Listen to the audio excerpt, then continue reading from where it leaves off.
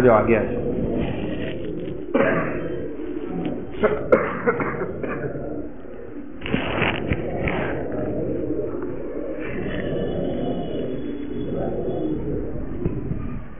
آ جائے باہر سے بھی ساتھی اندر آ جائے. اللہ کے دین کی بات کو سننے کے لیے قریب قریب آنا ہے نا, اور اللہ کے دین کی بات کو پہنچانے کے لیے دور دور جانا. یہ ترتیب ہے. جتنا قریب ہو کر بیٹھیں گے اتنا سنت پہ عمل. اور اس زمانے میں ایک سنت کو زندہ کرنا 100 شہیدوں کے برابر ہے. بیٹھے آپ, آئیے آ جاؤ. سارے ساتھی نیت کرے کہ انشاءاللہ مجلس کے آخر تک بیٹھیں گے, ٹھیک ہے؟ اٹھنے کی فضا نہیں بنائیں گے. مجلس میں پیشاب سی لگے گی, پیشاب نہیں لگے گی. پیاس سی لگے گی, پیاس نہیں لگے گی. لیکن جیسے ہم بسوں میں برداشت کرتے ہیں 2-2 گھنٹے 3-3 گھنٹے ہے نا, پانی بھی نہیں پیتے, پیشاب بھی نہیں کرتے, ایسے اپنے آپ کو یہاں جم کر بٹھاؤ. یہی اس زمانے کا مجاہدہ ہے. تو سب نیت کرتے ہیں انشاءاللہ. الحمدللہ الحمدللہ وحدہ والصلاة والسلام علی من لا نبی بعدہ. اما بعد فاعوذ باللہ من الشیطان الرجیم. بسم اللہ الرحمن الرحیم. قل هذه سبیلی ادعو الی اللہ علی بصیرۃ انا ومن اتبعنی. صدق اللہ مولانا العظیم. میرے محترم بزرگوں, دوستوں اور عزیزوں, دیکھو ہم سب کی زندگی کا مقصد ہی دعوت ہے. ہم سب کی زندگی کا مقصد ہی دعوت ہے. دعوت کے علاوہ کچھ نہیں. اگر کوئی یہ ذہن میں لے کر بیٹھا ہے کہ ہماری عبادت ہماری نجات کے لیے کافی ہے, تو وہ مفتی شفیع صاحب رحمۃ اللہ علیہ کی معرفت القرآن کی جلد نمبر 8 سورہ والعصر کی تفسیر پڑھ لے.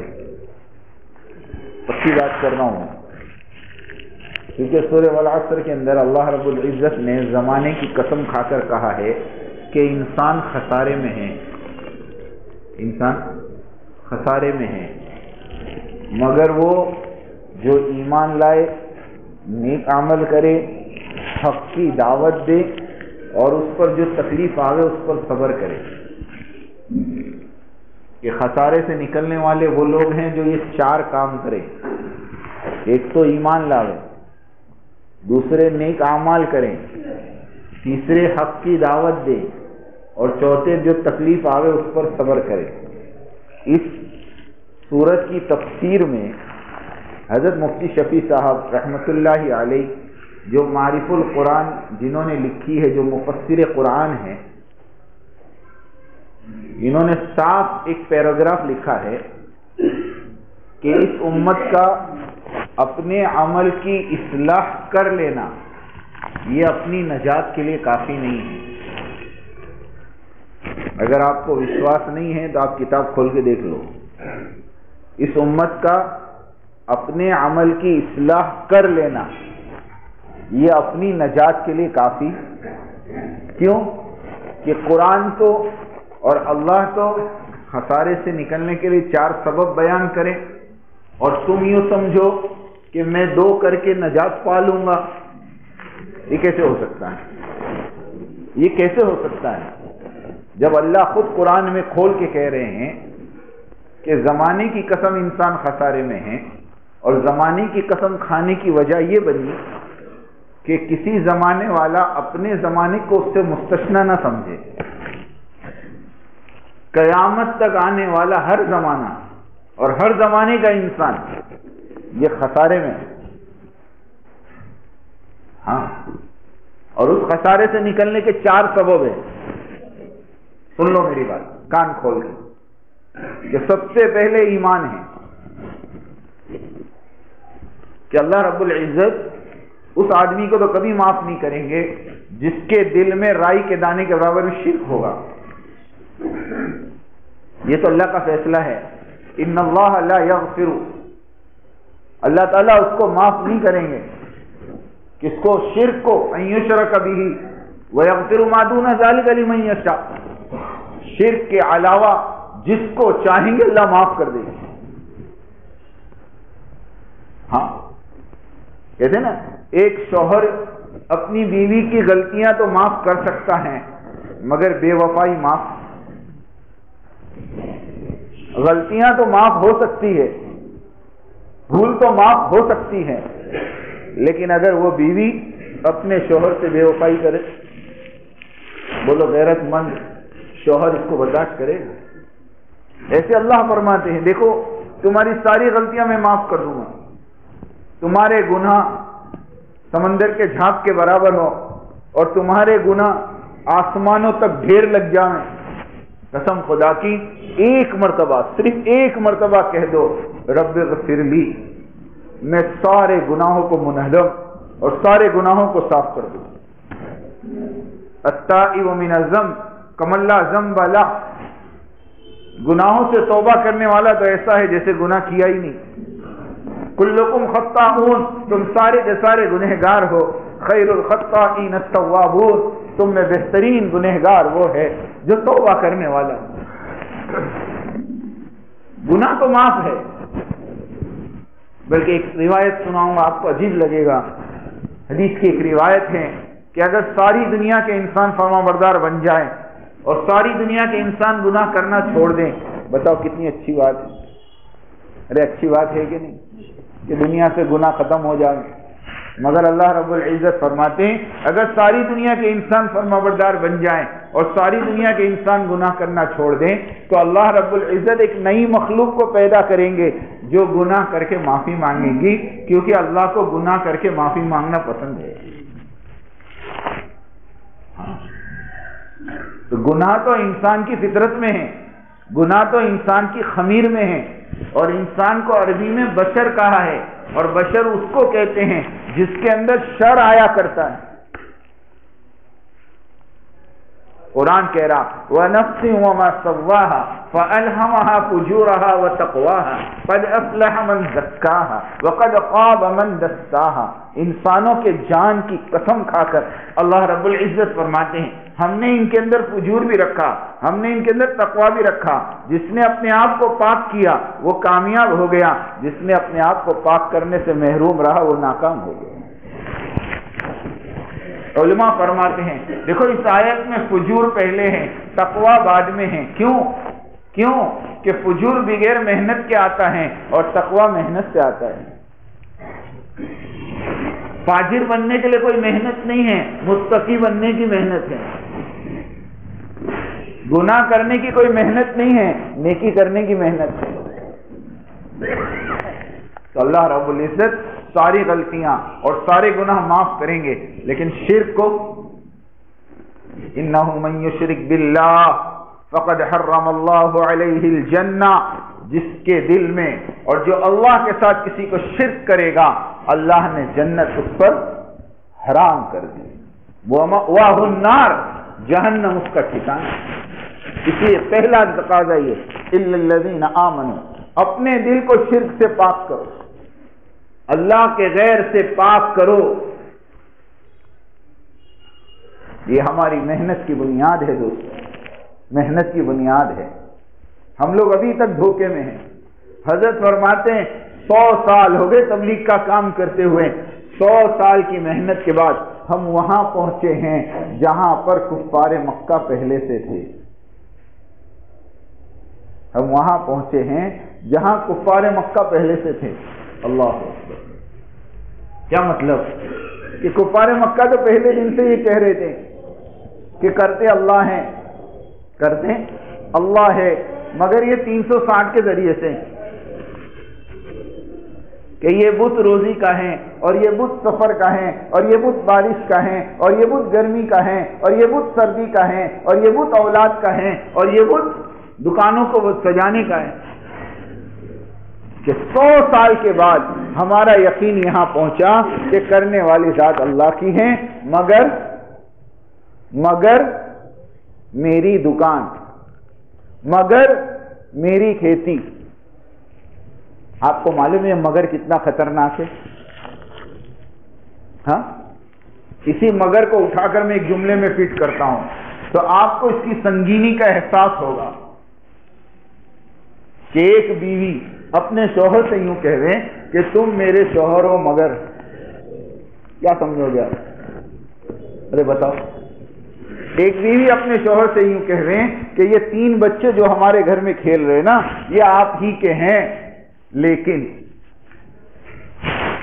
کیا مطلب نکل رہا لیکن کا، اور کیا مطلب نکل رہا مگر کا؟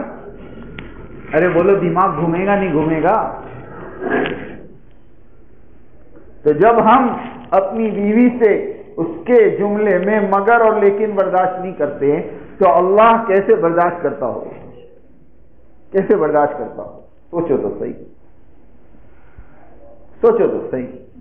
حضرت شبلی رحمت اللہ علیہ کے پاس ایک عورت آئی پردے کے اندر اور آ کر کہا کہ حضرت ایک فتویٰ لکھ دو، میرا شوہر دوسری نکاح کرنا چاہتا ہے، میرا شوہر دوسری نکاح کرنا چاہتا ہے، اس کو روک دو، آپ ایک فتویٰ لکھ دو میرا شوہر دوسری شادی نہ کرے۔ شبلی رحمت اللہ علیہ نے فرمایا کہ بہن، قرآن کے خلاف فتویٰ اور شبلی کے قلم سے نہیں ہو سکتا، نہیں ہو سکتا۔ کہ قرآن نے جس چیز کی اجازت دی ہے، شبلی کون ہوتا ہے اس اجازت کو سلب کرنے والا؟ وہ عورت ضد کرتی رہی، منواتی رہی، حضرت شبلی رحمت اللہ علیہ نے کہا نہیں ہو سکتا، زمین آسمان ایک ہو جائیں لیکن میرا قلم قرآن کی اجازت کے خلاف فتویٰ نہیں دے سکتا۔ جب وہ عورت مجبور ہو گئی کہ حضرت شبلی اب جواب نہیں دیں گے، اب فتویٰ نہیں لکھیں گے، تو جاتے جاتے اس نے یوں کہا کہ شیخ صاحب آپ کو نہیں معلوم میں کتنی خوبصورت ہوں، اگر اللہ کا حکم پردے کا نہ ہوتا تو میں اپنا چہرہ کھول کر تم کو بتاتی، میرے جیسی خوبصورت عورت کے ہوتے ہوئے ایک شوہر کو کیا ضرورت ہے کسی دوسری کے ساتھ نکاح کرنے کی۔ یہ سن کر شبلی بے ہوش ہو کے گر گئے، اور جب ان کو افاقہ ہوا اور مریدوں نے پوچھا حضرت ایک عورت کی بات پہ بے ہوش ہو جانا سمجھ میں نہیں آئی بات؟ حضرت شبلی رحمۃ اللہ نے فرمایا کہ میں نے اس عورت کی بات پہ بے ہوش نہیں ہوا، بلکہ میں تو اس پر بے ہوش ہوا کہ یہ عورت یوں کہہ رہی ہے کہ میں اتنی خوبصورت ہوں، میرے ہوتے ہوئے میرے شوہر کو کیا ضرورت ہے کسی دوسری کو دیکھنے کی؟ تو کیا اس خوبصورتی کا پیدا کرنے والا اللہ اس بات کا حق نہیں رکھتا کہ اس کے بندے اس کو چھوڑ کر کسی دوسرے کو نہ دے؟ کیا اس اللہ کا حق نہیں ہے دوست؟ وہ کیسے برداشت کرے گا؟ وہ کیسے برداشت کرے گا؟ اس کا کھا کے، اس کا پی کے، اس کی زمین پہ رہ کر اس کے ساتھ بے وفائی، اس کے سامنے عالم بغاوت بلند کرنا، بغاوت کا جھنڈا اٹھانا کہ مسجد کی آواز پر اور مؤذن کی آواز پر مسجد کی طرف ہمارے قدم نہ چلے، قسم خدا کی یہ سراسر بغاوت ہے، چھوٹی بات نہیں ہے دوستو۔ سوچو تو صحیح، جب تم پیدا ہوئے تمہارے ہاتھوں میں طاقت نہیں تھی، تمہارے پیروں میں طاقت نہیں تھی، تمہاری زبان میں بولنے کی طاقت نہیں تھی، تمہاری آنکھوں میں دیکھنے کی طاقت نہیں تھی، اس اللہ نے تمہارے ہاتھوں میں پکڑنے کی طاقت دی، تمہارے پیروں میں چلنے کی طاقت دی، تمہاری آنکھوں میں دیکھنے کی طاقت دی، تمہیں بولنا سکھایا، تمہیں سننا سکھایا، تمہیں سمجھنا سکھایا، اور جب تیرے بدن میں جوانی کا خون دوڑنے لگا تو تو اس پیدا کرنے والے خالق اور مالک کو بھول گیا۔ یا ایھا الانسان، تیسرے پارے میں سورہ انفطار میں ساری دنیا کے انسانوں کو اللہ کہہ رہے ہیں یا ایھا الانسان ما غرک بربک الکریم، یا ایھا الانسان ما غرک بربک الکریم، اے انسان تو اپنے رب کریم کو بھول گیا، الذی خلقک فسواک فعدلک، جس نے تجھے پیدا کیا، تجھے صحیح سالم بنایا، تجھے اعتدال میں بنایا، فی ای صورت ما شاء رکبک، جس نے تجھے خوبصورت جوانی، سب کچھ تو اللہ کا دیا ہوا دوستو۔ اس لیے اللہ کے واسطے خسارے سے نکلنے کے لیے سب سے پہلی شرط اپنے دلوں کو اللہ کے غیر سے پاک کرو۔ ہمارے ذہنوں میں یہ بات گھوم رہی ہے، سننا یہ بات میری دھیان سے اور کان کھول کے سننا، کہ ہمارے ذہنوں میں یہ بات گھومتی ہے جی مول صاحب کرتے تو اللہ ہی ہے، مگر دنیا تو تکوینی اسباب کے تحت ہے، اور دنیا میں تو اسباب ضروری ہے، بے شک دنیا میں اسباب ضروری ہے، اور اللہ نے دنیا کو تکوینی اسباب سے چلایا ہے۔ لیکن ایک بات یاد رکھنا، جن اسباب کو تم اسباب سمجھ رہے ہو وہ اسباب مسلمانوں کے نہیں ہے، وہ مسلمانوں کے نہیں ہیں، وہ تو اللہ نے غیروں کو دیے ہیں۔ ہاں، اللہ نے وہ غیروں کو دیے ہیں۔ غیروں کو دیکھ کر دھوکے میں نہیں کھانا کہ وہ غیر فلاں سبب سے کامیاب ہوا تو میں بھی ہو جاؤں گا، ایسا نہیں۔ مسلمانوں کے لیے اسباب بحیثیت اعمال کے ہیں، اعمال مسلمانوں کے لیے اسباب ہیں، قسم خدا کی۔ حضرت معاذ صاحب رحمۃ اللہ علیہ اس کو بڑے کھول کے سمجھایا کرتے تھے کہ دیکھو دنیا کا ایک مشاہدہ نظر آ رہا کہ محنت کرو، مال حاصل کرو، مال سے چیزیں خریدو اور چیزوں سے زندگیاں بناؤ، یہ تو غیروں کا طریقہ ہے، مسلمانوں کا نہیں۔ مولانا یوسف صاحب رحمۃ اللہ علیہ ڈنکے کی چوٹ پہ کہتے تھے یہ راستہ غیروں کا ہے، مسلمانوں کا نہیں ہے۔ مسلمانوں کے لیے کامیابی کا راستہ یہ ہے محنت کرو ہدایت کی، اور جب ہدایت مل جائے تو ہدایت کی روشنی میں اپنے اعمال صحیح کر لو۔ جب تمہارے اعمال صحیح ہو جائیں گے تو پھر اللہ ان اعمال کو سبب بنائیں گے تمہاری زندگیوں کے بنانے۔ ہاں، ہمارے لیے سبب نماز ہے، ہمارے لیے سبب تقویٰ ہے، ہمارے لیے سبب توکل ہے، ہمارے لیے سبب دعا ہے۔ یہ سبب بیان کیے قرآن نے۔ سمجھو بات کو، پورے قرآن کی 30 پارے، 114 سورتیں، 540 رکوع اور 6000 اور کچھ آیتیں، یہ ساری آیتوں میں سے ایک آیت لا کر بتاؤ جس میں دنیا کے کسی سبب پر اللہ کا کوئی وعدہ ہے۔ میں درجنوں آیتیں ابھی یہاں بیٹھے بیٹھے آپ کے سامنے پیش کروں جس کے اوپر اللہ رب العزت نے اعمال پر دنیا کے سارے وعدے فرمائے۔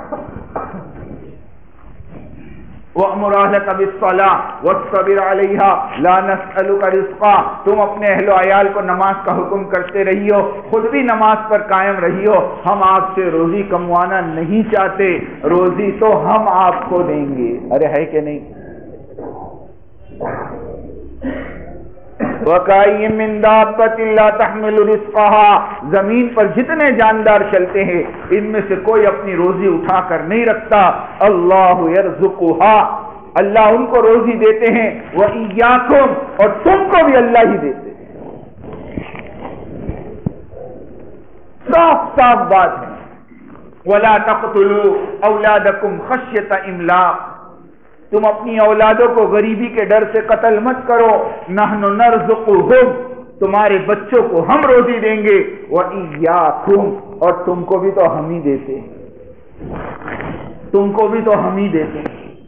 وَمَا مِن دَابَّةٍ فِي الْأَرْضِ إِلَّا عَلَى اللَّهِ رِزْقُهَا، زمین پر جتنی مخلوق چلتی ہے یہ ساری کے ساری مخلوق کی روزی کا ذمہ اللہ کے ہے۔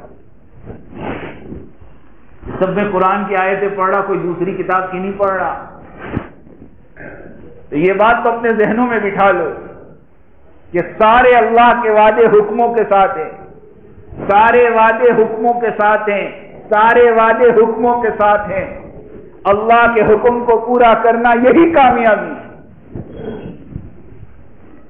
ہم سمجھ رہے چیزیں ہاتھ میں آ گئی ہم کامیاب، ہم سمجھ رہے پراپرٹی ہاتھ میں آ گئی ہم کامیاب، ہم سمجھ رہے جائیداد ہمارے ہاتھ میں آ گئی ہم کامیاب۔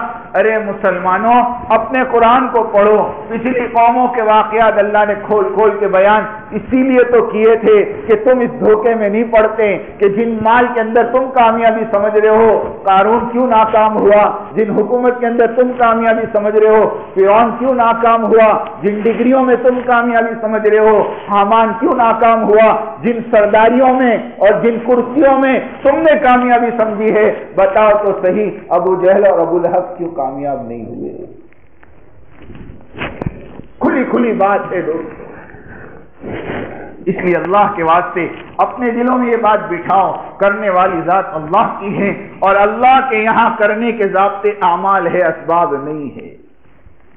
اپنی دعوتوں میں خوب بولو اس کو، مت ڈرو کہنے سے۔ اسباب کی رعایت کی دعوت دل میں نفاق پیدا کرتی ہے۔ ہاں، جب تک تم اپنی دعوت میں اسباب کو کاٹو گے نہیں اور اللہ کے حکموں کی طرف بلاؤ گے نہیں، تب تک تمہارا بھی یقین نہیں بنے گا۔ ہاں، ذرا سے حالات کام سے ہٹا دیں گے، ذرا سے حالات مسجد چھڑا دیں گے۔ ہم نے دیکھا ہے 1992 بھی دیکھا، 2002 بھی دیکھا کہ حالات نے مسلمانوں کے ماتھوں پر ٹرک لگوایا ہے۔ 28 فروری 2002 کو میں گجرات سے بمبئی ٹرین میں گیا تھا۔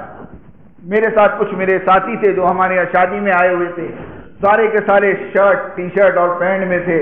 انہوں نے مجھے خاص کہا کہ یاسر تم الگ بیٹھو، تم کو دیکھ کے لوگ ہم کو مسلمان سمجھیں گے، ورنہ ہم کو جو ہے کرسچن سمجھ کے چھوڑ دیں گے۔ خود انہوں نے مجھے کہا کہ حالات اس طرح بہا کر لے جائیں گے۔ اس لیے اللہ کے واسطے دوستو ایمان کو سیکھو، ایمان کو سمجھو، ورنہ شیطان میرے تمہارے دماغ میں یہ ڈالے گا تو چوری تھوڑی کرتا، تو زنا تھوڑی کرتا، ماشاءاللہ 5 ٹائم کی نماز تو پڑھ رہا ہے، اور کیا چاہیے؟ یہ کام تو فرصتی لوگوں کا ہے، یہ کام تو ان کا ہے جن کی جیبیں بھری ہے، شیطان سمجھاوے گا تم کو۔ لیکن یاد رکھنا میرے دوستو، جس طرح نماز اللہ کا حکم ہے، اور جس طرح روزہ اللہ کا حکم ہے، اور جس طرح زکوٰۃ اللہ کا حکم ہے، اور جس طرح حج اللہ کا حکم ہے، قسم خدا کی اسی طرح امر بالمعروف اور نہی عن المنکر یہ بھی اللہ کا حکم ہے۔ اس میں کوئی شک نہیں ہے، اس میں کوئی شک نہیں ہے۔ یہ جو محنت ہمیں ملی ہے، یہ جو محنت ہمیں ملی ہے، پہلے تو یہ بیٹھا ہوا مجمع اپنے دل میں اس بات کا یقین پیدا کرے کہ یہ محنت نبیوں والی محنت ہے۔ حضرت مولانا الیاس صاحب رحمۃ اللہ علیہ کے ساتھی نے ایک مرتبہ مولانا الیاس سے یوں کہہ دیا، حضرت ہماری محنت بھی نبیوں جیسی محنت ہے۔ حضرت نے فرمایا نبیوں جیسی نہیں، ہماری محنت تو نبیوں والی محنت ہے، ہماری محنت تو نبیوں والی محنت۔ اس لیے میرے دوستو سب سے پہلے اس کو اللہ کا امر تسلیم کرو۔ قرآن میں 10ویں پارے کی تفسیر پڑھو، آپ کو دعوت کے فضائل اور دعوت کے اصول اور دعوت کے آداب ملیں گے، اور دعوت کے نہ کرنے پر وعیدیں ملے گی۔ ابھی تک ہم نے اس کام کو مستحب سمجھا، مستحب سمجھتے ہیں؟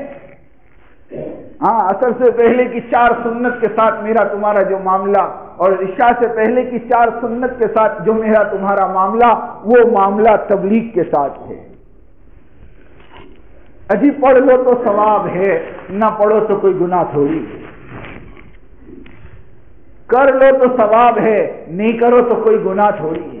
سوچو تو صحیح، قرآن کہہ رہا یا ایھا الذین آمنوا ما لکم اذا قیل لکم انفروا فی سبیل اللہ اثاقلتم الی الارض ارضیتم بالحیاۃ الدنیا۔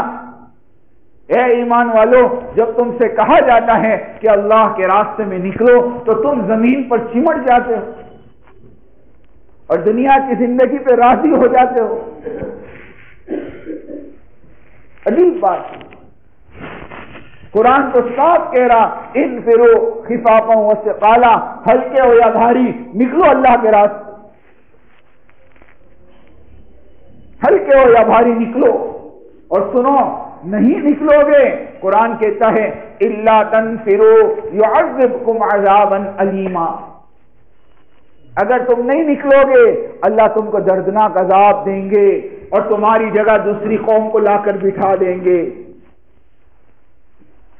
یا ایھا الذین آمنوا من یرتد منکم عن دینہ، اے ایمان والو تم اگر اللہ کے دین سے اعراض کرو گے، فسوف یأتی اللہ بقوم، اللہ ایسی قوم کو لائیں گے یحبوہم ویحبونہ، وہ قوم اللہ سے محبت کرے گی اور اللہ اس سے محبت کریں گے. اذلۃ علی المؤمنین اعزۃ علی الکافرین، مومنوں کے سامنے نرم ہوں گے، کافروں کے سامنے سخت ہوں گے. یجاہدون فی سبیل اللہ، اللہ کے راستے میں جہاد کرنے والے ہوں گے. ولا یخافون لومۃ لائم، کسی کی ملامت کی پرواہ نہیں کریں گے. ذالک فضل اللہ یؤتیہ من یشاء، یہ اللہ کا فضل ہے، اللہ جس کو چاہے دے. سچی بول رہا ہوں دوستو، اللہ کے واسطے جو کام اللہ کا امر ہے اس کو مستحب مت بناؤ. پہلے تو کام کی عظمت ہو، کام کی محبت ہو، کام کی عقیدت ہو اور رضا الہی کا جذبہ ہو. جب تک یہ چار چیزیں ہمارے اندر نہیں ہوگی دعوت کا کام ہمیں نفع نہیں پہنچائے گا. کرتے رہو اپنی ترتیب سے، ثواب مل جائے گا، اجر مل جائے گا، نیکیاں بڑھ جائے گی. لیکن دعوت کی حقیقت اگر اپنے دلوں میں پیدا کرنا چاہتے ہو تو تمہیں سب سے پہلا کام یہ کرنا پڑے گا کہ اس دعوت کے تقاضے پر ظاہر کے خلاف قدم اٹھانا پڑے گا. ظاہر کے خلاف معنی صاحب اکثر فرمایا کرتے تھے اللہ دعوت کی حقیقت اسی کو اوپر کھولتے ہیں جو ظاہر کے خلاف اپنے جان اور مال کو اللہ کے دین پر جھونکتے چلے جاتے ہیں. لگانے کا لفظ نہیں ہے، جھونکنے کا، جھونکتے چلے جاتے ہیں. بہت دل کہے گا، لوگ کہیں گے، دوست سمجھائیں گے، بھائی صاحب ذرا سنبھل کے، بھائی صاحب ذرا سمجھ کے، اور آگے جا کر لقب ملے گا پاگل، دیوانہ، مجنون. جس دن یہ لقب مل جائے نا اس دن اللہ کا شکر ادا کرنا کہ میرے نبی کو بھی لوگوں نے پاگل کہا، آج مجھے بھی پاگل کہا. بات پوری ہو گئی. اس لیے میرے دوستو یہ کام حق ہے اور یہ کام امر ہے. اور میں سیرت کی روشنی میں دو چار باتیں آپ کو پھر بتا دوں تاکہ اور بات پختہ ہو جائے. مجھے ادھر ادھر کی باتیں نہیں کرنی، میں تو ایک کام لے کے چل رہا ہوں. پوری سیرت آپ اپنے سامنے رکھ کر دیکھو کہ اللہ کے نبی نے صحابہ کی بڑی بڑی غلطیوں کو معاف کیا. بڑی بڑی غلطیاں کہ آپ کا راز کھولا ہے حضرت حاتم نے. اللہ کے نبی نے بہت خفیہ مشورہ کیا کہ مکہ والوں پر حملہ کر دینا ہے. اب کیوں کہ مکے والوں نے معاہدے کی خلاف ورزی کی ہے. جو صلح حدیبیہ میں معاہدہ ہوا تھا اس کو انہوں نے توڑا ہے، اس لیے ہم اس معاہدے سے باہر اب جا کر سیدھے مکہ پہ حملہ کرنا ہے. یہ مشورہ ہو گیا مدینے میں اور فوراً جبرائیل علیہ السلام آئے اور آ کر کہا اللہ کے نبی ایک عورت آپ کے مشورے کا پرچہ لے کر نکلی ہے اور کافروں کو خبر دینے جا رہی ہے، آپ جلدی اپنے آدمی دوڑائیں. اللہ کے نبی نے حضرت علی کو دوڑایا رضی اللہ تعالی. راستے میں اس عورت کو پکڑا، اس سے کہا وہ پرچہ کہاں ہے؟ اس نے کہا میرے پاس کوئی پرچہ نہیں ہے. کہا اللہ کے نبی نے ہمیں بھیجا ہے اور جبرائیل نے خبر دی ہے، یہ بات جھوٹی نہیں ہو سکتی. صحابہ کو اس پر پورا یقین تھا، پورا یقین تھا صحابہ کہ آنکھوں دیکھا غلط ہو سکتا ہے، کانوں سے سنا غلط ہو سکتا ہے، مگر پیارے نبی کی زبان سے نکلی ہوئی بات بولو. ایک یہودی سامنے سے آتا ہے اور اللہ کے نبی کو آ کر پکڑتا ہے کہ اے محمد قرضہ لینا جانتے ہو دینا نہیں جانتے؟ اللہ کے نبی کی زبان سے صرف اتنا نکلتا ہے کہ میں نے وہ قرضہ تم کو لوٹا دیا. اس نے کہا گواہ کہاں ہے؟ ایک صحابی وہاں کھڑے رہ کر سن رہے تھے، وہ آگے آئے اور انہوں نے کہا کہ میں گواہی دیتا ہوں کہ اللہ کے نبی نے تیرا قرضہ ادا کر دیا. وہ یہودی کا منہ چھوٹا ہو گیا، وہ تو چلا گیا. اللہ کے نبی نے ان سے پوچھا کہ آپ نے مجھے اس کو قرضہ دیتے ہوئے نہیں دیکھا، آپ نے گواہی کیسے دی؟ تو اس صحابی نے کہا اے اللہ کے نبی آپ کیسی عجیب بات کر رہے ہیں، آپ کیسی عجیب بات کر رہے ہیں، آپ کے کہنے پر ہم نے جنت کو مانا، آپ کے کہنے پر ہم نے جہنم کو مانا، آپ کے کہنے پر ہم نے مرنے کے بعد کی زندگی کو مانا، نہیں دیکھا ہم نے جنت اور جہنم، اور نہیں دیکھا ہم نے قیامت کا منظر۔ جب اتنی بڑی بڑی باتیں آپ سے صرف کہنے پر مان لی تو یہ تو میرے نبی بہت چھوٹی سی بات ہے۔ میں آنکھوں سے دیکھتا آپ کو قرضہ دیتے ہوئے، ہو سکتا میری آنکھیں غلط دیکھ سکتی ہے، لیکن آپ کی زبان سے نکلی ہوئی بات غلط نہیں ہوتی۔ یہ ہے یقین کا معیار۔ حضرت علی نے کہا تیرے پاس پرچی ہے۔ جب اس نے دیکھا کہ اب میری خیر نہیں تو اس نے اپنے بال کو کھول کے بال میں سے پرچی نکال دی۔ تحقیق ہوئی کون، کس نے بھیجا یہ پرچہ، نام آیا حضرت حاتم کا۔ حضرت عمر رضی اللہ تعالیٰ نے تلوار نکال دی۔ اے اللہ کے نبی اس نے ہمارا راز کھولا ہے، آپ اجازت دیں۔ اللہ کے نبی نے فرمایا تلوار اندر رکھ، یہ بدری ہے بدری، اور بدریوں کی اگلے پچھلے سب معاف۔ پھر پوچھا حاتم کیا بات ہے، کیوں آپ نے ایسا کیا؟ کہ اللہ کے نبی آپ جانتے ہو میں مکہ کا نہیں ہوں، میں تو پردیسی آدمی ہوں، اور مکہ میں میرے بیوی بچے ہیں، میں ان کو ابھی تک مدینہ نہیں لا سکا ہوں۔ میں یہ احسان کفار مکہ پر اس لیے کرنا چاہتا تھا کہ آپ جب حملہ کریں تو اس احسان کے بدلے میں وہ میری بیوی بچوں کی حفاظت کریں، اور کوئی غرض نہیں۔ اللہ کے نبی نے کہا چھوڑ دو۔ سوچو کتنی بڑی غلطی اور معاف ہو۔ اور دوسری،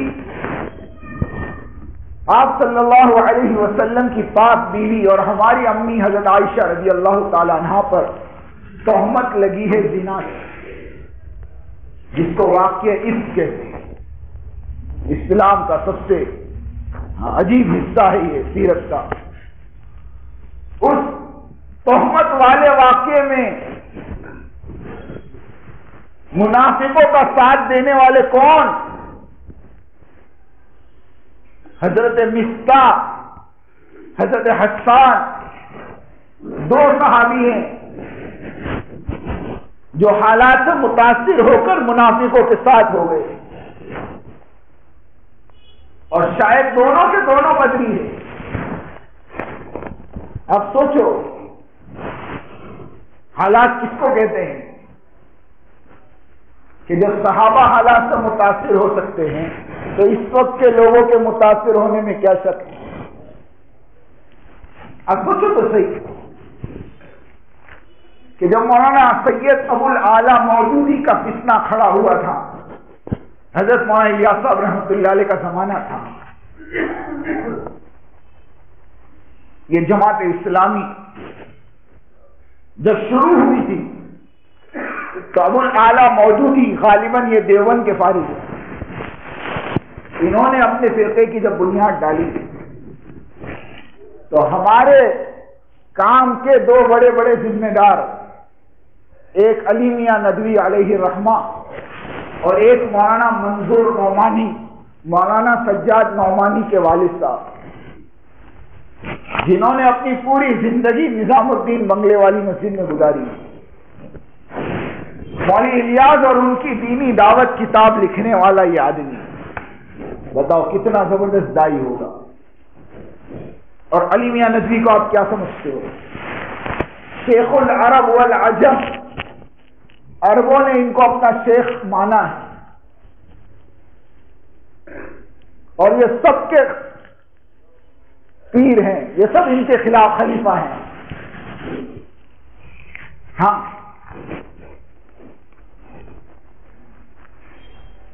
ان کے پیر صاحب ہیں، خلافت دی ہے ان کو۔ جب یہ فتنہ شروع ہوا تو مولانا منظور نعمانی اور مولانا علی میاں ندوی دونوں کچھ زمانے تک ابو الاعلی مودودی کے ساتھ چلے، یہ تو اللہ جزائے خیر دے علی میاں کو، ان کو احساس ہو گیا کہ یہ فرقہ باطلہ ہیں، تو یہ خود بھی اس میں سے نکلے اور مولانا منصور نعمانی کو بھی کھینچ کے نکالا۔ تو صحابہ کے زمانے میں حالات سے لوگ متاثر ہوئے، مولانا الیاس صاحب کے زمانے میں لوگ حالات سے متاثر ہوئے، اگر اس زمانے میں کوئی متاثر ہے تو اس میں کوئی شک کی بات؟ ارے بولو، 40 سال سے محنت کرتے ہیں تو بھائی 40 سال والا غلط نہیں ہو سکتا تو 4 نسلوں والا غلط کیسے ہو سکتا؟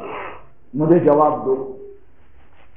ایک آدمی جب 40 سال سے تبلیغ کا کام کر رہا ہے اس سے غلطی نہیں ہو سکتی، تو ایک آدمی جس کی 4 پیڑھی تبلیغ میں لگی ہو۔ یہاں پر ایک بات اور سمجھاؤں، مجھے یاد آئی کہ سورہ کہف کے اندر ایک واقعہ ہے خضر علیہ السلام، وَكَانَ أَبُوهُمَا صَالِحًا، بس مجھے اتنا بتانا، وَكَانَ أَبُوهُمَا صَالِحًا، کہ ایک گاؤں میں موسیٰ علیہ السلام اور خضر علیہ السلام پہنچے، اس گاؤں والوں سے کھانا مانگا، انہوں نے کھانا دینے سے انکار کر دیا۔ خضر علیہ السلام نے وہاں ایک دیوار گر رہی تھی، خضر علیہ السلام نے اس دیوار کو سیدھا کر دیا۔ موسیٰ علیہ السلام نے کہا تم نے اس دیوار کو سیدھا کیوں کیا؟ انہوں نے ہم کو کھانا نہیں دیا، آپ نے ان کا کام کر دیا۔ تو خضر علیہ السلام نے جو دیوار سیدھا کرنے کی وجہ بتائی، اس کے اندر یوں کہا، سننا، یوں کہا کہ اس دیوار کے نیچے ایک خزانہ ہے اور وہ خزانہ یتیم بچوں کا ہے، اگر یہ دیوار گر جاتی تو وہ خزانہ باہر آ جاتا اور لوگ اس کو لوٹ لیتے، وہ بچے ابھی چھوٹے چھوٹے ہیں، اس لیے میں نے دیوار سیدھا کی۔ اور اس کی دیوار سیدھا کرنے کی وجہ یہ ہے وَكَانَ أَبُوهُمَا صَالِحًا، ان کا باپ بڑا نیک تھا، ان کا باپ بڑا نیک تھا۔ تفسیر کی کتابوں میں لکھا ہے کہ ان کا باپ نیک نہیں تھا، ان کی نسل میں 7ویں نمبر پر کوئی اللہ کے ولی گزرے ہیں جن کی ولایت 7ویں پیڑھی میں کام آئی۔ اب بتاؤ، ایک ولی کی ولایت اس کی 7 پیڑھی کی حفاظت کرتی ہے، تو کیا مولانا الیاس کی ولایت اتنی کمزور ہے کہ 4تھی پیڑھی گمراہ ہو گئی؟ سوچو تو صحیح۔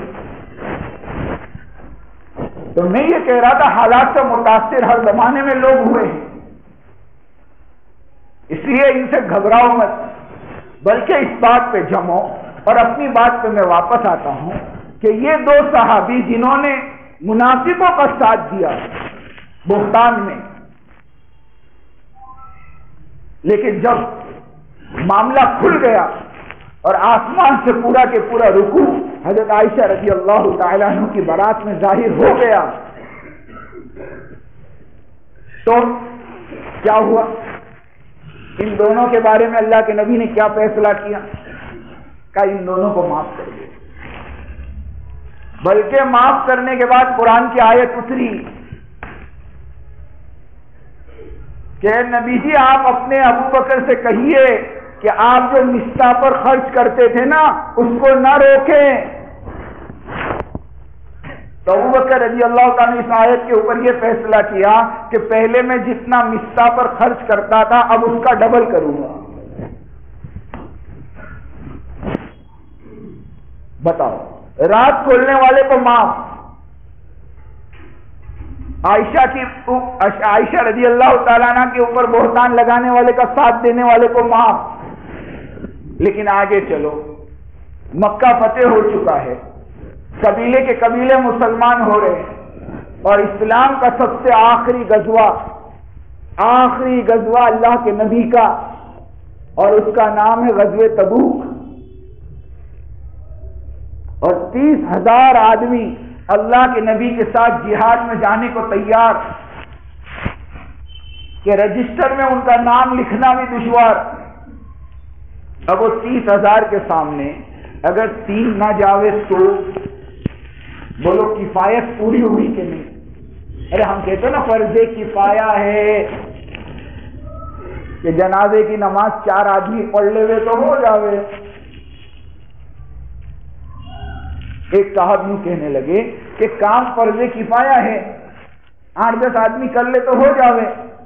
تو ان کو جواب یہ دیا کہ پورا گاؤں 100 آدمی کا 90 آدمی مر گئے، اب بتاؤ وہ کفایہ ہے کہ فرض عین ہے؟ اب وہ 10 آدمی کے اوپر 90 آدمی کو کفن پہنانا، 90 آدمی کو غسل دینا، 90 آدمی کی قبر کھودنا. اب وہ 10 میں سے یوں کہہ دے کہ یہ تو فرض کفایہ ہے بھائی، 4-5 کر لو نا، کیا سب کا کام ہے؟ تو کیا کہو گے آپ کہ حالات نے فرض کفایہ کو فرض عین کر دیا؟ اگر کسی کے ذہن میں ہے کہ دعوت فرض کفایہ ہے تو اس زمانے کے حالات نے فرض کفایہ کو فرض عین کر دیا. 90% امت مسجد سے دور، 90% امت کے اندر نماز کے چھوٹنے کا احساس ختم.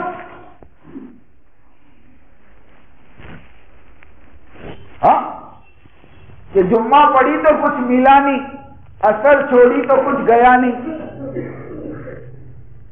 تو امت کا مزاج کیا بنا؟ نماز پڑھے تو کچھ ملتا نہیں، اثر چھوڑے تو کچھ کیا وہ بننے گا. اب ایسے حالات میں بتاؤ یہ کام کیا ہے؟ اب وہ 3 صحابی نہیں گئے، ایک کعب ابن مالک، ایک مرارہ ابن ربی اور ایک ہلال ابن امیہ رضی اللہ عنہم اجمعین. 3 میں سے غالباً 2 تو بدری، 2 تو نہیں ہے. اللہ کے راستے میں نہیں جانا اور تقاضے پر کھڑا نہیں ہونا یہ اتنا بڑا جرم ہے کہ راز کھولنے والے کو معاف کر سکتے ہیں، منافقوں کا ساتھ دینے والے کو معاف کر سکتے ہیں، لیکن اللہ کے راستے میں کمی آوے یہ ہمیں برداشت نہیں. 50 دن کا بائیکاٹ اور 40ویں دن آدمی بھیج کر بیوی الگ. کعب ابن مالک کی سرگزشت سنو کہ کیا حال گزرا ہے وہ 50 دن میں. کہ میں بازاروں میں گھومتا، مجھ سے کوئی بات نہیں کرتا، میں میرے پڑوسی کی دیوار پہ چڑھا، اور میرے چچا زاد بھائی تھے، نام ان کا ابو قتادہ تھا. میں نے آواز دے کر کہا کیا تم نہیں جانتے مجھے اللہ اور اللہ کے رسول سے محبت ہے؟ اور ابو قتادہ یوں کہہ رہے کعب ابن مالک کو کہ اللہ جانے اللہ کا رسول جانے تمہیں محبت بھی ہے کہ نہیں. کہ اللہ کے راستے میں نہ جانے پر نبی کی محبت پر شک ہو گیا. سوچو تو صحیح، سوچو تو صحیح. 50 دن تک بائیکاٹ ہوا ہے. کہتے میں مسجد میں جاتا، مسجد میں نماز پڑھتا، اللہ کے نبی کے پاس کھڑے رہ کر اپنی سنتیں پڑھتا، اور نماز میں چوری سے دیکھتا کہ اللہ کے نبی مجھے دیکھتے ہیں کہ نہیں دیکھتے. جب میں نیت باندھتا تو اللہ کے نبی مجھے دیکھتے، اور جیسے میں سلام پھیرتا اللہ کے نبی اپنا چہرہ پھیر لیتے. کیا ہو رہا ہے؟ علماء نے لکھا ہے کہ جب بندہ نماز پڑھتا ہے اللہ اپنے پردے ہٹا کر بندے کی طرف متوجہ ہوتے ہیں. جب بندے کی طرف اللہ متوجہ ہوتے ہیں تو اللہ کے نبی کی کیا طاقت کہ اپنا چہرہ پھیر لے. سوچو تو صحیح. ایسی زبردست پکڑ صرف اللہ کے راستے میں رکنے پر آئی. آج ہم اپنا حال سوچیں، ہم اپنا حال سوچیں. کتنے سال ہو گئے، کئی سالوں کے چلے باقی، کئی مہینوں کے 3 دن باقی. یہ کیسے ہو سکتا ہے دوستو کہ اللہ کے امر کو ضائع کر کے ہم اپنی دنیا کے بننے کا خواب، یہ کیسے ہو سکتا ہے؟ اس دھوکے میں مت رہو کہ سیٹنگ ہوگی تو جائیں گے. ارے اللہ کے دین کا کام شروع کرو، اللہ سیٹنگ کروائے گا. یہ کام جو ہے نا، یہ کام بڑا عجیب ہے. حضرت مولانا سید احمد خان صاحب فرماتے ہیں کہ دعوت کا مزاج انسان کی مزاج کے خلاف ہے. سننا، بہت اچھی بات بتائی کہ انسان کا مزاج یہ ہے کہ جب تک نفع اور نقصان نظر نہیں آتا تب تک جان اور مال نہیں لگاتا. انسان کا مزاج کیا ہے؟ کہ جہاں نفع اور نقصان نظر آئے گا وہاں اپنا سب کچھ جھوک دے گا. یہ انسان کا مزاج ہے کہ جب تک نفع نظر نہ آئے انسان جان اور مال نہیں لگاتا. اور دعوت کا مزاج یہ ہے کہ جب تک جان اور مال نہیں لگاتا تب تک نفع نظر نہیں آتا. سمجھ میں آ رہی بات؟ جھگڑا یہاں ہے. ہم کہہ رہے نفع بتاؤ اور ہم تم کو کہہ رہے کہ جان مال لگاؤ. تم کہہ رہے نہیں پہلے نفع بتاؤ. پہلے نفع کیسے بتاؤ؟ اس کام کا مزاج ہی ہے کہ تم جان اور مال کو جھونکتے چلے جاؤ، اللہ غیبی پردے ہٹاتے چلے جائیں گے. قسم خدا کی تمہیں اپنی آنکھوں سے اللہ کا غیبی خزانہ نظر آئے گا. ہاں، ایک ملک میں ایک ساتھی گشت کرا رہا تھا اور گشت کرتے کرتے آسمان کی طرف دیکھ کر کہنے لگا، اے اللہ تو گشت پر یہ بھی دے گا، اے اللہ تو گشت پر یہ بھی دے گا، اے اللہ تو گشت پر یہ بھی دے گا. کہتے 3-4 مرتبہ کہا اور زمین پر گرا اور مر گیا. اس کا دل اس خزانے کو برداشت نہیں کر سکا. کام کرتے چلے جاؤ میرے دوستوں، میں سچ کہہ رہا ہوں، کام کرتے چلے جاؤ. حالات کو مت دیکھو، یہ حالات تم کو ڈرائیں گے. اور یہ آج کے نہیں 1400 سال پہلے سے ڈرا رہے ہیں. الشیطان یعیدکم الفقر، شیطان تم کو فقر سے ڈرائے گا. شیطان تم کو فقر سے ڈرائے گا کہ دیکھ تو چلا گیا سب ختم ہو جائے گا. سمجھ آئے گا؟ اور ہوگا کچھ نہیں. اس کے لیے میرے دوست اللہ کے واسطے اپنے مزاج کو بدلو. اب یہ وہ زمانہ نہیں ہے کہ سال کا چلہ دے کر چھٹی، اور یہ وہ زمانہ نہیں ہے کہ مہینے کے 3 دن لگا کر چھٹی، بلکہ یہ تو وہ زمانہ ہے کہ تقاضوں پر کھڑے ہونے کا وقت. مفتی یعقوب صاحب آئے تھے نا ابھی بوٹاڈ میں، وہ تو کہہ رہے تھے مستورات کو کہ اب تو ہمیں ایسی مستورات چاہیے جو تقاضوں پر کھڑی ہو. یہ نہیں سالانہ 10 دن لگا کے چھٹی اور تیسرے مہینے میں 3 دن لگا کے چھٹی کا نہیں. اب تو ایسے مرد اور ایسی عورتیں چاہیے جو اللہ کے دین کے تقاضے پر 24 گھنٹے تیار. اور تقاضا کس کو کہتے ہیں؟ آپ کو میں سمجھاؤں ایک مثال دے کر. میں بھی سفر میں یہی مثال دیتے ہوئے آیا کہ تقاضا کس کو کہتے ہیں کہ ایک آدمی صبح 8 بجے سے لے کر رات کو 8 بجے تک 12 گھنٹے دکان پر کھڑے کھڑے کام کیا، اور رات کو 8 بجے اس نے دکان کا شٹر گرایا، موبائل میں بیوی کو کہا کھانا گرم کر لے اور کمرے کا اے سی چالو کر دے، میں آ رہا ہوں، تاکہ میرے پہنچنے سے پہلے کھانا گرم ہو اور کمرہ. اب یہ حضرت کھانے کی نیت سے اور آرام کی نیت سے گھر پہنچے. اب دروازے کے اوپر چپل اتار رہے تھے اور جیب میں موبائل کی رنگ بجی. اب موبائل نکالا اور ریسیو کیا تو سامنے سے آواز آئی، حضرت آپ کی دکان میں شارٹ سرکٹ کی وجہ سے آگ لگ گئی. اب کیا کرے گا بتاؤ؟ ارے بولو، کھانا گرم ہے، کمرہ ٹھنڈا ہے، آپ کیا کرو گے؟ کہ اسی حال میں پلٹے گا. بیوی کو کہنا بھی ضروری نہیں سمجھے گا. یہ ہے تقاضا کہ امت مرتد ہو رہی اور امت ارتداد کے دہانے پہ کھڑی. انڈونیشیا کی ابھی کارگزاری سنائی، روز ایک آدمی مرتد ہو رہا، روز ایک آدمی. 90% آبادی والا ہمارا ملک آج 60% مسلم آبادی رہ گئی، 40% کرسچن ہو گئے. امت مرتد ہو رہی، امت ارتداد کے دہانے پہ کھڑی. اور میں یوں کہہ رہا ہوں حلال کمانا ثواب ہے، ثواب نہیں ہے. اس زمانے میں تو حلال کمانا بھی جرم ہے. سچی کہہ رہا ہوں، اللہ کے یہاں جواب دینا پڑے. یہ امت جو بنی ہے نا، بڑی مشکل سے اور بڑے مجاہدے سے اور بڑی قربانی سے اور نبی کے گھرانوں کی قربانی سے اور صحابہ کے گھرانوں کی قربانی سے بنی ہے میرے دوستو، اس کو اس طرح ضائع مت ہونے دو، ورنہ اللہ کے نبی کے سامنے جواب دینا بھاری پڑے گا۔ کل قیامت کے دن صحابہ شہید حالت میں لائے جائیں گے۔ ہاں سنو، شہید حالت میں خون ٹپک رہا ہوگا، حضرت حمزہ کا، حضرت مصعب بن عمیر کا خون ٹپک رہا ہوگا، اور وہ آ کر پوچھیں گے، اے 15ویں صدی کے مسلمانوں، اس دین کے خاطر ہم نے اپنے خون کو بہایا، تم نے پسینے بھی بہائے کہ نہیں بہائے؟ یہ ایسے امت نہیں بنی دوستو۔ کتنے سہاگ اجڑے ہیں اور کتنے بچے یتیم ہوئے ہیں۔ غزوہ موتا کا قصہ یاد کرو۔ لوگ کہتے ہیں نا بیوی بچے کو چھوڑ کے جانا کہاں لکھا؟ میں کہتا ہوں غزوہ موتا پڑھو، غزوہ موتا سمجھ میں آئے گا بیوی بچوں کو چھوڑ کے جانا کہاں لکھا۔ کہ غزوہ موتا میں جعفر ابن ابی طالب دوسرے نمبر کے امیر،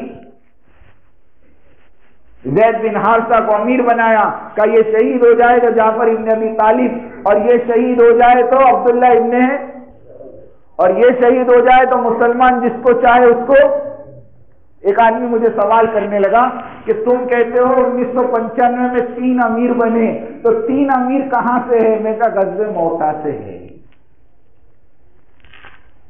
عبداللہ ابن رواحہ جب تک شہید نہیں ہوں گے تب تک مسلمان کسی کو امیر، ارے بولو نا، سمجھ گئے میری بات؟ تو وہ پڑھو، دوسرے نمبر کے جعفر ابن ابی طالب کون ہیں؟ اللہ کے نبی کے چچا کے لڑکے ہیں۔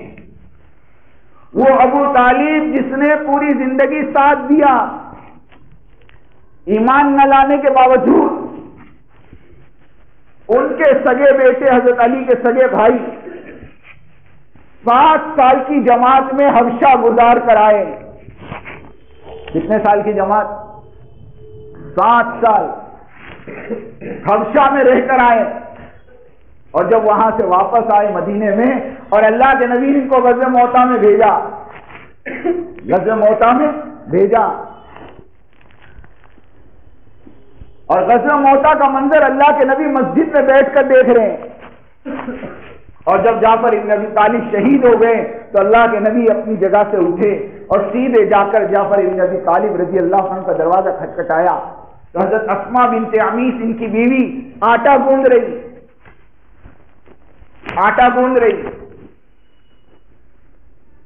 اللہ کے نبی نے کہا اسماء بچے کہاں ہیں؟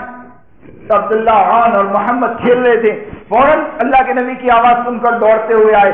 اللہ کے نبی نے تینوں بچوں کو اپنے گلے سے لگایا اور آنکھوں سے آنسو نکلنے لگے۔ اسماء کہتی ہے میں سمجھ گئی کوئی نہ کوئی بات پیش آئی ہے، میں نے ہمت کر کے پوچھا اے اللہ کے نبی جعفر کا کیا حال ہے؟ اللہ کے نبی نے فرمایا کہ اسماء صبر کر، جعفر اللہ کے راستے میں شہید ہو۔ یہ سنتے ہی حضرت اسماء بے ہوش ہو کے گر گئی۔ اب بتاؤ یہ 3 چھوٹے چھوٹے بچے، ایک کا نام عبداللہ، ایک کا نام عون، ایک کا نام محمد، خود کی عمر 35 سال، بیوی کی عمر 30 سال، 30 سال کی بیوی اور 3 بچے چھوڑ کر شہید ہو جانا کون سی سیرت میں؟ ارے میرے آپ کے نبی کی سیرت ہی بتا رہا ہوں نا۔ ہے دنیا کا کوئی مفتی جو فتویٰ دے دے کہ اس طرح چھوڑ کے جانا کہاں لکھا ہے؟ اس لیے اللہ کے واسطے دوستو اس کام کی عظمت کو سمجھو۔ جب تک کام سے عقیدت نہیں ہوگی آدمی اس کام پہ جان مال نہیں لگائے گا۔ سن لو میری بات، سب سے پہلے تو کام کی عظمت بٹھاؤ، اس تقاضے کی عظمت کو سمجھو۔ اس وقت ہمارے سامنے ایک بہت بڑا تقاضا ہے، 11-12 مارچ کو نظام الدین کے اکابرین کا 6 ماہی سفر ہے۔ اگست کے بعد یہ دوسری مرتبہ سفر ہو رہا، 5 مہینے کے بعد، اور اس وقت پورے گجرات کے اعتبار سے سفر شعبان میں کروایا گیا تاکہ ہمارا مزاج رمضان میں اللہ کے راستے میں پھرنے کا بنے۔ اللہ کرے اس سال کا رمضان ہم سب میوات والوں کی طرح رمضان کریں کہ جس طرح پورا میوات رمضان میں نکلتا ہے اس طرح ہمیں بھی اللہ کے راستے میں پھرنا ہے. اللہ کے نبی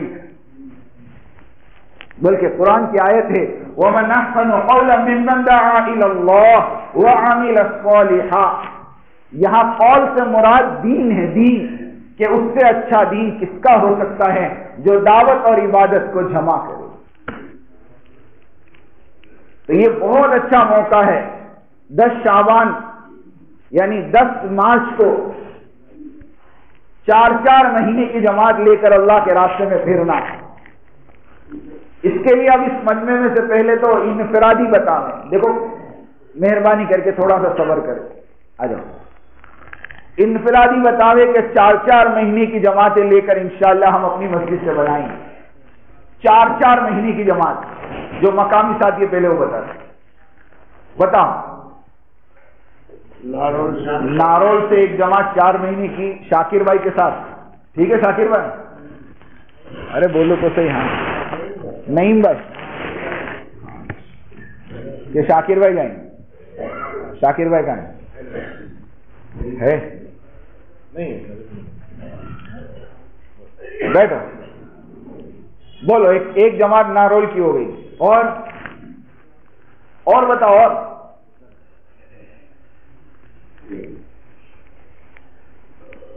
ہمارے تقریباً 5 حلقے 5 جماعت ہو جاتے. بتائیں اور کہاں سے ذمہ دار کھڑے ہو کر بتائیں. بتائیں سبجیکٹ والے بھی بتائیں. سبجیکٹ والے ساتھی ہے کہ نہیں ہے؟ بتاؤ. بلوچا واڑ بتاؤ. شاہی باغ بتاؤ.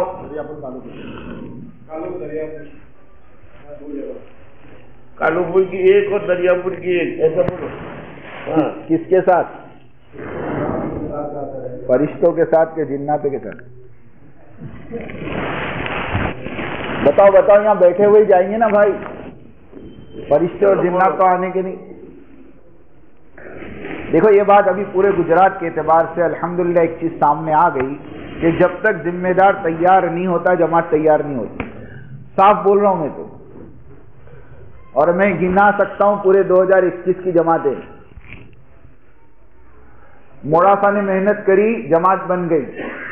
رسول آباد نے محنت کری جماعت بن گئی. بھاؤ نگر سے ابراہیم بھائی کی جماعت بنی، محنت کری جماعت بن گئی. میری جماعت ہم نے کھڑے ہوئے اللہ نے جماعت بنا دی. جب تک ذمہ دار کھڑا نہیں ہوتا جماعت نہیں بنتی. اس کے لیے سیدھی بات ہے، ڈھانک پچھوڑی والی بات نہیں ہے، سیدھی بات ہے. دیکھو محمد بلال 4 مہینے ہاں سال کے 6 مہینے. آپ کے 4 مہینے کب شروع کرنے کے؟ ہاں مئی میں رمضان کے بعد. ٹھیک ہے لکھو ان کا. رمضان کے بعد 4 مہینے شروع کرنے کا، پھر 2 مہینے کا مشورہ کریں گے. بولو ایسا بولو. کوئی بات نہیں، آپ کھڑے رہ کر اپنی ترتیب بنا لو کہ بھائی رمضان کے بعد رمضان سے پہلے بہتر تو یہ ہے کہ یہ ہمارا 10 تاریخ والا کس کا ہے؟ ہاں رضوان کے ساتھ 4 مہینے کی جماعت.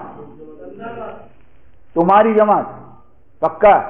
ٹھیک ہے چلو کر کے نمبر کی پکی بات ہو جائے تو اچھا رہتا، مزہ آتی. بولو اور کون سا باغ رہ گیا؟ شاہی باغ رہ گیا. ہاں بھائی کہاں ہیں؟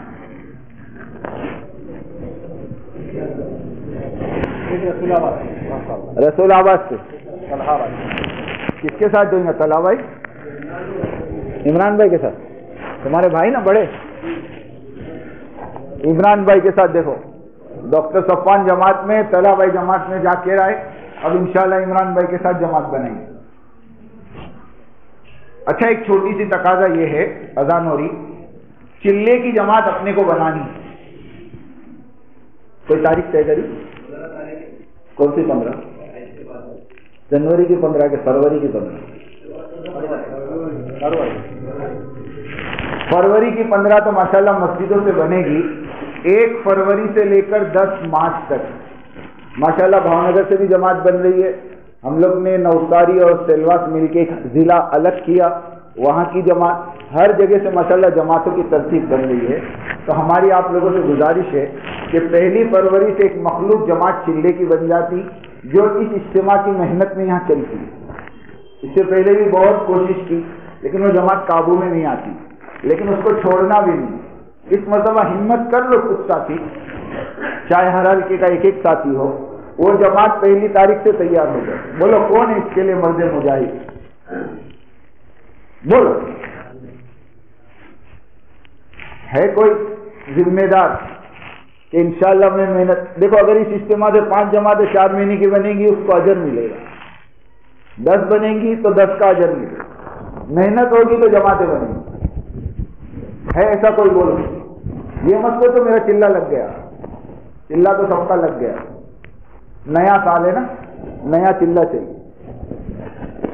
ہے کوئی؟ بولو. تھوڑی حرکت کرو آپس.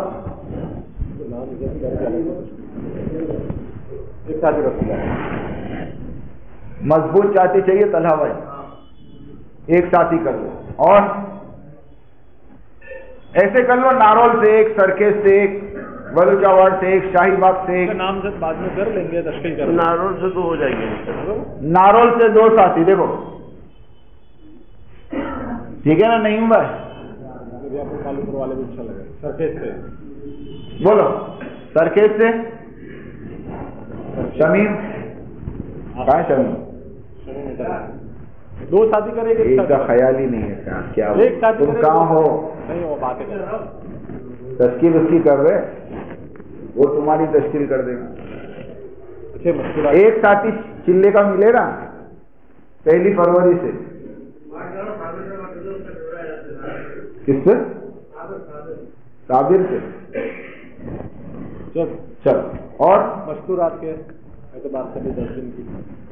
ہاں بھائی مستورات کی 10 دن کی جماعت ابھی بننی تھی، آگے پیچھے ہو گئی. 25 تاریخ سے 25 جنوری سے. بولو 10 دن کی جماعت. بولو بھائی. کبھی مستورات کی ترغیب دینی پڑے گی. مردوں کی طرح عورتوں میں بھی کام ضروری ہے نا. مرد کریں گے 20%، عورتوں میں کریں گے تو کہتے 100%. کیسے؟ 30% عورتیں، 50% بچے. سمجھ میں آئی بات؟ بتاؤ. 2 جوڑے ہمارے نارول سے 2 جوڑے. بتاؤ بھائی. دیکھو مستورات کا کام بہت ضروری ہے. ہم زمبابوے گئے تھے نا، تو وہاں ایک مسجد کے امام نے مجھے کہا کہ تم مردوں کی جماعت آتی تھی اب عورتوں کی آتی. میں نے ان کو مذاق میں کہا کہ ہماری مردوں کی جماعت آتی تھی، تمہارے مردوں کو سدھار کے جاتی تھی، کہ تمہاری عورتیں ان کو پھر بگاڑ دیتی. تو اب ہم لوگ نے طے کیا کہ تمہاری عورتوں کو سدھارنے. تو بہت ہنستا رہا. وہ بولے یار مطلب کیسی بات کرتے ہیں؟ میں کہا صحیح بات. مردوں میں کہا 50 سال سے محنت کر کے سدھرتے بھی نہیں، تب عورتوں کو سدھارنے آیا تھا کہ وہ تم کو سدھارے. آلو کے دریا پڑتے یہاں بیٹھے ہوئے میں سے کوئی نہیں. کالوپور دریا یہاں بیٹھے ہوئے میں سے کوئی نہیں.